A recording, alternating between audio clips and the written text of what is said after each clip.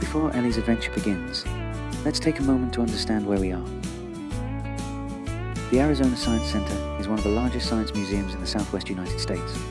Located in downtown Phoenix, it sits at the heart of the city's cultural and educational district. The Science Center opened in 1997, following an investment of over $100 million, with a mission to make science accessible, interactive, and inspiring for people of all ages. The building spans more than 140,000 square feet, housing hundreds of hands-on exhibits, a planetarium, an IMAX theater, and constantly changing science exhibitions.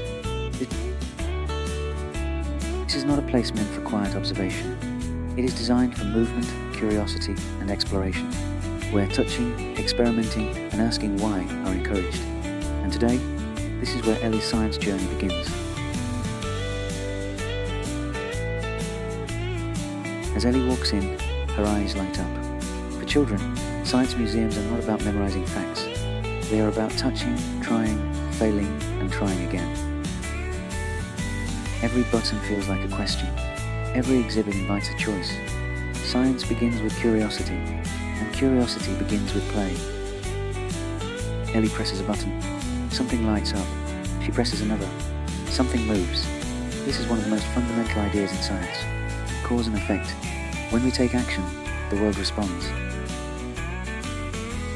That simple connection is the foundation of all experiments. Ellie may not call it science, but she is already thinking like a scientist. Here, Ellie plays with light. As her hands move, shadows stretch, shrink, and change shape. Light always travels in straight lines until something blocks it. That's why shadows exist. This field of science is called optics, and it helps us understand everything from mirrors to cameras and even human vision. For a child, it feels like magic. For science, it's predictable and beautiful. Ellie moves into an area about motion. Balls roll, objects fall, things speed up and slow down. Gravity is always working, even when we don't notice it. It pulls everything toward the earth. Every jump, every drop, every step. Children don't need formulas to understand gravity.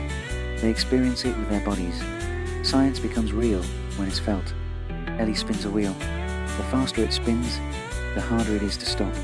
This idea is called momentum. When something is moving, it wants to keep moving. Balance and force are everywhere.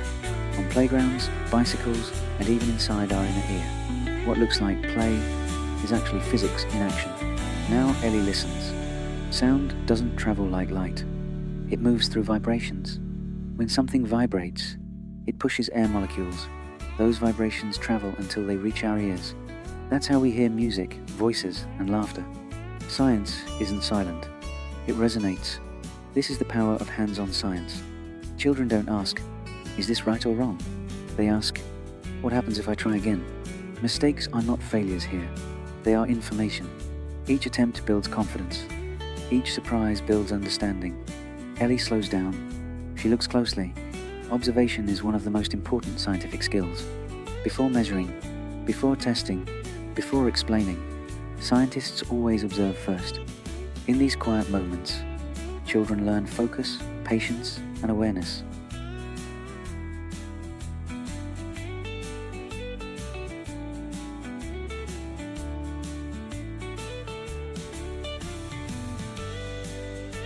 Ellie laughs and runs back to try again. Joy plays a powerful role in learning. Positive emotions help the brain build stronger memories. When learning feels safe and fun, it lasts longer. Science sticks when curiosity leads the way.